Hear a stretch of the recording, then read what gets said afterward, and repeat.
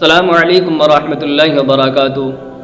ناظرین کرام، آج میری ویڈیو کا جو ٹاپک ہے وہ خواب کے متعلق ہے کہ سچا خواب کس وقت نظر آتا ہے۔ سب سے پہلے میں آپ لوگوں کو بتلا دوں، خواب کی 3 قسم ہوتی ہیں۔ پہلی قسم روحانی خواب ہوتا ہے جو اللہ رب العزت کی طرف سے ہوتا ہے۔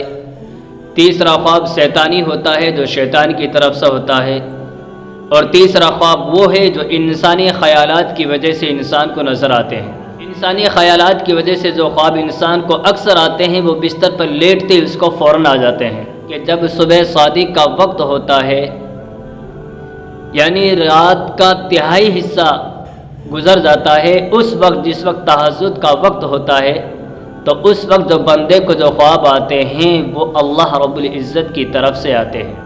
اور شیطان کی طرف سے جو خواب آتا ہے وہ اکثر صبح کے وقت میں آتا ہے، اور صبح کے وقت میں ایسے خوبصورت انداز میں آتا ہے۔ بہت سے ہمارے بھائی کہتے ہیں کہ میں خواب کے اندر قرآن شریف پڑھ رہا تھا، خانہ کعبہ کی میں زیارت کر رہا تھا۔ وہ اس وقت میں شیطان ان کو ایسے خوابوں میں مبتلا کر دیتا ہے یہاں تک کہ وہ شیطان اس کی نماز کو قضا کرا دیتا ہے۔ اور اللہ رب العزت کی طرف سے اگر ایسا خواب آئے گا تو اللہ اپنے بندے کی عبادت کو نہیں چھڑا سکتا۔ تو ایسے موقع پر جہاں پر میرا عمل چھوٹ رہا ہو، تو ایسے موقع پر جو خواب آتے ہیں وہ شیطان کی طرف سے آتے ہیں۔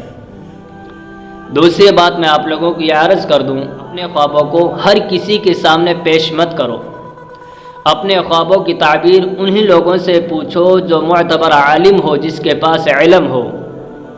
آپ صلی اللہ علیہ وسلم نے بتایا کہ یہ خواب ایسا ہے کہ پرندے کے پیروں کے اندر دانہ رکھا ہوا ہو، جیسے پرندہ اڑا وہ دانہ ترنت اس کے پیروں سے گر جائے گا۔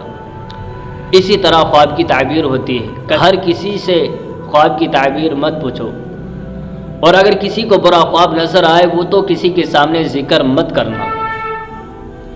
تو صرف آج اتنا ہی، انشاءاللہ آئندہ ویڈیو کچھ خوابوں کی تعبیر لے کر آؤں گا، تو اس لیے میرے چینل کو سبسکرائب ضرور کرنا۔